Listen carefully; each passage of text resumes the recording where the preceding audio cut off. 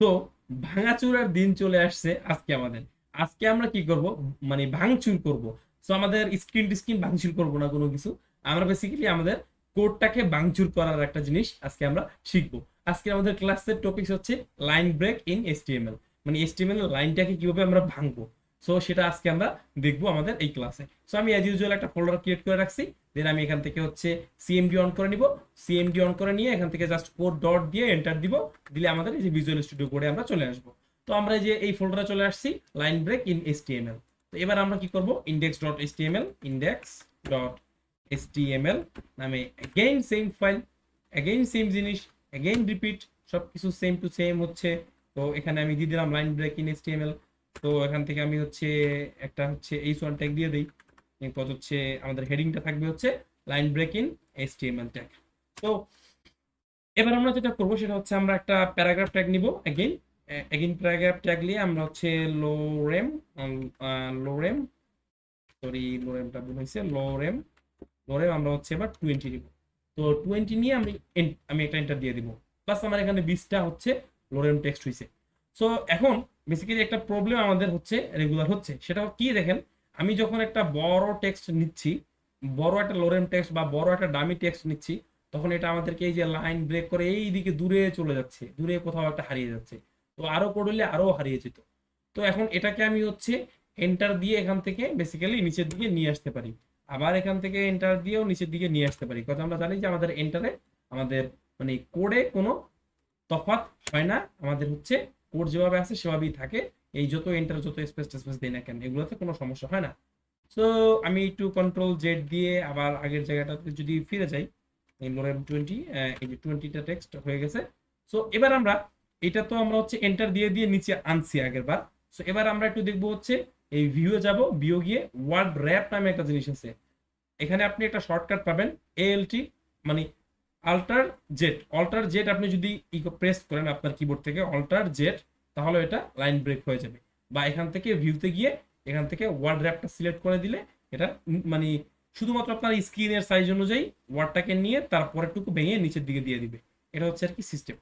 তো বেসিক্যালি আমরা এই সিস্টেমটা বুঝে গেলাম। সো সিস্টেমটা বুঝে গেলে এবার আমরা যেই ভাঙাচুরার কাজে আসছিলাম সেই ভাঙাচুরার কাজটা আবার দেখবো। তো এখন অলরেডি আমাদের ভেঙে চুরে গেছে, এখান থেকে ভেঙে গেছে, এখান থেকে ভেঙে গেছে। তো কাজ কি হয়ে গেছে? ওপেন উইথ লাইভ সার্ভার দিয়ে দেখি। ইম্পসিবল, আমাদের কাজ হতে পারে না। তো আমরা লাইভ সার্ভারে কোথায় গেলাম, লাইভ সার্ভারে যেখানে চলে আসছে। তো দেখেন আমি এখানে ভাঙাচুরা ঠিকই করছি। এই যে আমি যদি এটাকে একটু এইখানে পাশে রাখি আপনাদের দেখার সুবিধার্থে, এটাকে যদি আমি এখানে নিয়ে আসি, এখান থেকে দেখেন আমার ভাঙাচুরার কাজটা ঠিকই হয়েছে। এখান থেকে এই যে দেখেন ভেঙে চুরে গেছে বারবার জায়গা থেকে, বাট এইখান থেকে কিন্তু ভাঙে নাই। সে হচ্ছে মানে তার ফিলিংসটা এরকম, সে ঝুঁকে গা নেই, তার ফিলিংসটা এরকম। তো আমরা তাকে যদি একটু ঝুঁকাইতে চাই বা তাকে যদি ভাঙতে চাই, তাহলে হচ্ছে আমাদের কি করতে হবে? তাহলে আমাদের সর্বপ্রথম যেটা করতে হবে সেটা হচ্ছে আমাদের একটা ট্যাগ আছে, সেই ট্যাগটা দিয়ে এই লাইনটাকে ভেঙে দিতে হবে। তার যে ফিলিংসটা আছে ঝুঁকে গা নেই, তাকে আমরা এখান থেকে ঝুঁকাবো। সো ঝুঁকানোর জন্য আমাদের কি করতে হবে, আমাদের যেখান থেকে আমরা মানে লাইনটাকে ব্রেক করতে চাই, সাপোজ আমরা এই যে এই এ লেখাটা আছে, এই যে এখান থেকে আমরা এই যে এখান থেকে এই ডটের পর থেকে আমরা এই যে এই ডটটা কোথায় পাবেন, এই যে এখান থেকে আমরা হচ্ছে এই লাইনটাকে ভেঙে নিচের দিকে নিয়ে আসতে চাই। তো লাইনটাকে ভেঙে নিচের দিকে নিয়ে আসতে চাইলে আমাদের একটা ট্যাগ আছে, এই ট্যাগটা যেইখানে ভাঙবো সেইখানেই দিতে হবে, মনে রাখবেন। যেইখান থেকে আমি লাইনটাকে ভাঙবো সেইখানেই দিতে হবে। ট্যাগটার নাম কি? ব্রেক। মানে এই ট্যাগটার নামই হচ্ছে ব্রেক। আপনারা যেটা হচ্ছে আমাদের এইখানে দেখতে পাচ্ছেন যে লাইন ব্রেক ইন এইচটিএমএল, মানে একটা লাইনকে ভাঙবো, তো লাইনটাকে ব্রেক ট্যাগ দিব। তো ব্রেক পুরোপুরি লিখতে হবে না আপনাকে, ব্রেকের জন্য শর্টকাট বিআর, বিআর লিখে এন্টার দিবেন। এইটা হচ্ছে কোনো ওপেনিং ক্লোজিং না, এটা সিঙ্গেল ট্যাগ।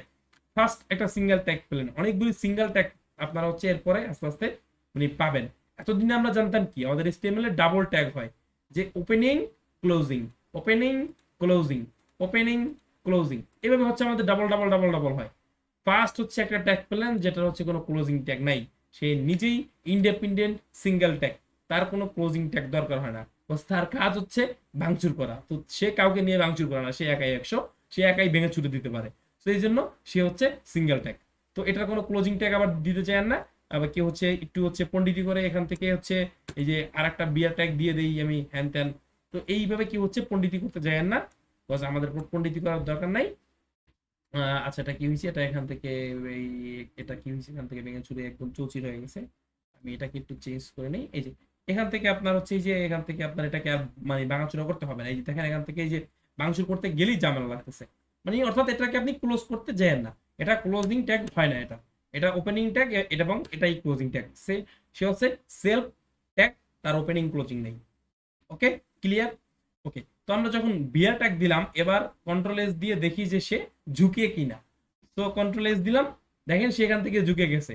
এই যে এডিটের পর এই যে এটা কি ইলিটের পর থেকে সে এখান থেকে ঝুঁকে গেছে, সে এখান থেকে ভেঙে গেছে, ঝুঁকে গেছে বলতে এখান থেকে সে ভেঙে গেছে।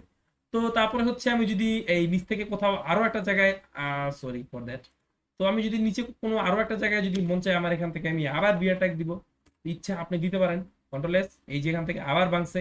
আপনি যদি এই যে লোরেম ইপসামের পরে একটা বিয়ার ট্যাগ লাগাইতে চান, যে লোরেম ইপসামের পরে আমি এখান থেকে একটা বিয়ার ট্যাগ লাগাবো, বিয়ার ট্যাগ, এই যে আবার এন্টার দিলাম, কন্ট্রোল এস, আবার এই যে লোরেম ইপসামের পরে ভেঙে গেছে। এখন আপনার যদি এই যে এই লাইনটাকে ভাঙতে হয়, এই যে মানে যেই মেইন যে আপনার যে হেডিংটা ছিল, এই চন ট্যাগের ভিতরে কি ব্রেক ট্যাগটা কাজ করবে? অবভিয়াসলি কাজ করবে, আপনারা জানেন যে ট্যাগের ভিতরে ট্যাগ কাজ করে। সো এখন এই যে লাইন ব্রেকের পরেই আমরা একটা ব্রেক দিব, লাইন ব্রেকের পরেই আমরা লাইনটাকে ভেঙে ফেলবো। সো এইখানে আমরা একটা বিয়ার ট্যাগ এগেইন দেই, এন্টার দেই, এন্টার দিলে কন্ট্রোল এস দেই, এবার দেখেন সে এখানেও ঝুঁকে গেছে। সো তার মানে তাকে যদি আমাদের মানে বেসিক্যালি আমাদের ট্যাগগুলি যেই ফিলিংসটা নিয়ে থাকে, যে তাকে আপনি যেভাবে লিখছেন সে সেভাবেই থাকবে, তার ফিলিংস হচ্ছে ঝুঁকে গানে। তো আপনাকে ঝুঁকাইতে হলে বিয়ার ট্যাগ ইউজ করতে হবে। সিম্পল হিসাব, লাইন ব্রেকের জন্য আমরা বিয়ার ট্যাগ ইউজ করব। তো হোপ আপনারা বিয়ার ট্যাগটা বুঝতে পারছেন এবং ব্রেকটা লাইনটাকে কিভাবে ভাঙবেন সেটা বুঝতে পারছেন। সো অনেক সময় এরকম দরকার হয় যে আমাদের আসলে ফুল পেজে লেখাটা চলে আসে, এটা দেখতে অনেক সময় হচ্ছে আর কি বাজে লাগে। তো আমাদের যদি এক সাইডে এভাবে ছোট করে লেখাটা রাখতে হয়, তাহলে আমাদের এভাবে লাইন ব্রেক বিয়ার বিয়ার দিয়ে দিয়ে ব্রেক করে করে আমাদের লিখতে হবে। তো আপনারা ক্লাসটা বুঝতে পারছেন, ধন্যবাদ। তো দেখা হচ্ছে পরের লিসনে। আল্লাহ হাফিজ।